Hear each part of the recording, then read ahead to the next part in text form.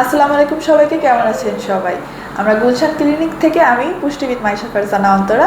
আজকে সবাই জানেন ফ্রি মেডিকেল ক্যাম্প ছিল ব্রেস্ট ক্যান্সার ও শিশু ক্যান্সার নিয়ে। সবাই জানেন অক্টোবর মাসটা আমরা ব্রেস্ট ক্যান্সারের অ্যাওয়ারনেস হিসাবে চিহ্নিত করেছি। এই সময় অ্যাওয়ারনেসটা ছড়ানো হয়, কিন্তু এটা যেহেতু সবাই অনেক লজ্জা পায়, সিমটমগুলো থাকলেও একটু এড়িয়ে চলার চেষ্টা করে। এখানে যেটা সবচেয়ে আগে দরকার সেটা হচ্ছে স্ক্রিনিং। এই স্ক্রিনিংয়ের জন্য একটি ভালো জায়গা থেকে টেস্ট করানো খুবই গুরুত্বপূর্ণ।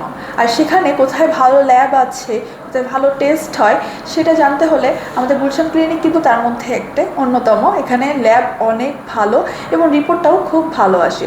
তাই আমরা যারা 20-এর উপরে আছি বা 25-এর উপরে আছি আর জেনেটিক্যালি হিস্ট্রি আছে ক্যান্সারের, ব্রেস্ট ক্যান্সারের বা কোনো ধরনের ক্যান্সারের, তাদের কিন্তু একটু ব্রেস্ট স্ক্রিনিং করা উচিত এবং ভালো জায়গা থেকে করা উচিত। যারা বাড্ডা, শাহজাদপুর, নতুন বাজার এখানে আছেন তারা চলে আসবেন। এবং পুষ্টিবিদ হিসাবে আমি আপনাদেরকে বলতে চাই, আমরা যেই খাবারগুলো খাই তাই কিন্তু আমরা আমাদের বডিকে ক্যান্সারের জন্য তৈরি করছি। আপনি তো চিপস খান, তাই না? সসেজ, চিকেন বল এগুলোও তো গ্রহণ করে থাকেন। সাদা চিনি ছাড়া তো আমাদের চলেই না। এই খাবারগুলোই কিন্তু আমরা ক্যান্সারের জন্য আমাদের বডিকে প্রিপেয়ার করতে সাহায্য করছে। এই খাবারগুলো বাদ দিলে আমরা কি খাবো? আমাদের খুবই মন খারাপ হয়ে যায় যখন কেউ বলে পাউরুটি খাওয়া যাবে না, ডুবো তেলে ভাজা সমুচা সিঙ্গারা খাওয়া যাবে না। আমাদের কাছে মনে হয় যে পুষ্টিবিদদের কাছে গেলেই বলবে খাওয়া যাবে না, কিন্তু আমার পেশেন্টদের কিন্তু একটা খুবই কমন কমপ্লেন আছে। তারা বলে যে ম্যাম খাবার কমিয়ে দিন। আমি এতই ভালো ভালো খাবার দিয়ে তাদের তালিকাটা তৈরি করি। তাই আপনারা যারা মনে করছেন যে না খেয়ে ওজন কমাবো বা না খেয়ে সুস্থ থাকবো, এটা কখনো করবেন না। এটাতে আরও সমস্যা হতে পারে। সেজন্য সবুজ শাকসবজি, ফল, বাদাম, বিভিন্ন ধরনের পানীয় যেগুলো হার্বাল টি বা আমরা সিডসের পানিগুলো বুঝি, সেগুলো আমরা গ্রহণ করব। আরও রয়েছে আমাদের ব্রেস্ট ক্যান্সারের জন্য সবচেয়ে ভালো যে বাদামটা আমরা মনে করে থাকি, আখরোট। তবে সারা রাত ভিজিয়ে রাখতে হয় আখরোট, তাহলে আমাদের ডাইজেশনের জন্য ভালো হয়।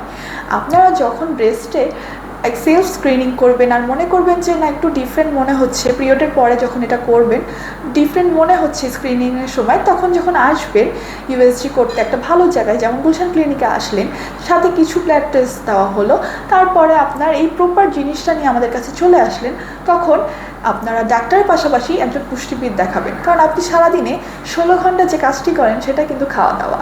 আর এই খাওয়া দাওয়ায় যদি সঠিক না থাকে, শুধুমাত্র ওষুধ খেলে কিন্তু ওষুধের মাত্রা বাড়তেই থাকবে।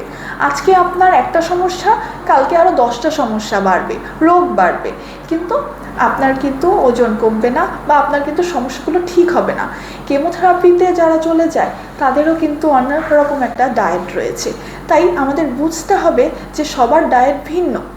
আমাদের ফিঙ্গারপ্রিন্ট যেমন সেম না, আমাদের কোনো ডায়েটও কিন্তু সেম না। আমরা কাস্টমাইজেশন ডায়েট দিয়ে থাকি। আমাদের কাউন্সিলিংয়ের সময়টাও কিন্তু অনেকটা হয়। আমাদের 20 থেকে 30 মিনিট কাউন্সিলিংয়ের সময় রয়েছে। এর পরবর্তীতে আপনাদেরকে একটা চার্ট দেওয়া হয়। তাই আপনারা কোনো শর্টকাট অবলম্বন করবেন না এবং কোনো মার্কেটিং দেখে কোনো একটা পাউডার বা ট্যাবলেট খেয়ে নেবেন না। চলে আসবেন সবাই। আমি শনিবার, মঙ্গলবার এবং বৃহস্পতিবার সন্ধ্যা 7টা থেকে 9টা গুলশান ক্লিনিকে চেম্বার করছি। যারা জানতে চান এবং যারা সুস্থ আছেন মাশাআল্লাহ, তারাও একবার হলো আপনাদের খাদ্য তালিকাটি তৈরি করে নিয়ে যাবেন। ভালো থাকবেন সবাই।